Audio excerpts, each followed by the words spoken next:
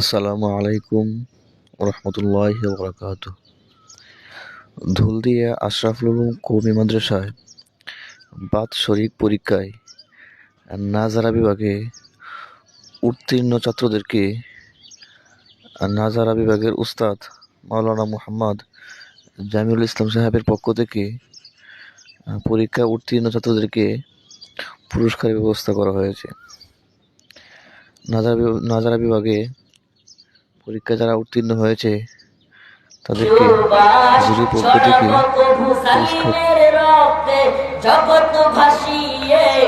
এখন পুরস্কার নিতে আসছেন নাজারা বিভাগের ছাত্র মোহাম্মদ নাইম মিয়ার হাতে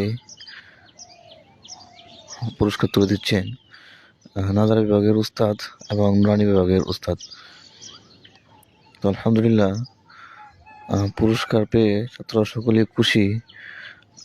এখন পুরস্কার নিতে আসছেন দ্বিতীয় স্থান অধিকার করা মোহাম্মদ ফাহিম মিয়া।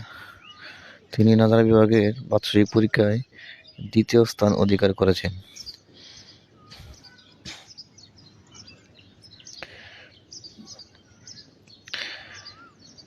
এখন পুরস্কার নিতে আসছেন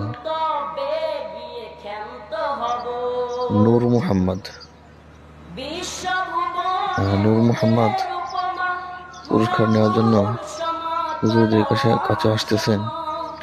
তো নূর মোহাম্মদ পরীক্ষায় নাজারা বিভাগের প্রথম স্থান অধিকার করেছেন। প্রথম স্থান অধিকার করায় হুজুরা তার হাতে সম্মানের সাথে পুরস্কার তুলে দিচ্ছেন। তো আলহামদুলিল্লাহ, পুরস্কার বিতরণ শেষ। যারা পুরস্কার পেয়েছে আলহামদুলিল্লাহ তারা অত্যন্ত খুশি।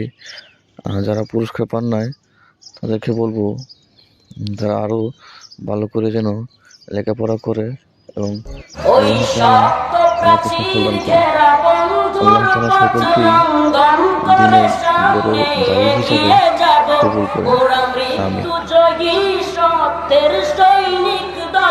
গন্তব্যে গিয়ে ক্ষান্ত হব,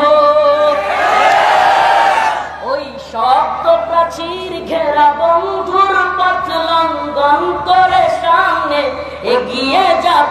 মোরা মৃত্যু জয়ী সত্যের সৈনিক দল, গন্তব্যে গিয়ে ক্ষান্ত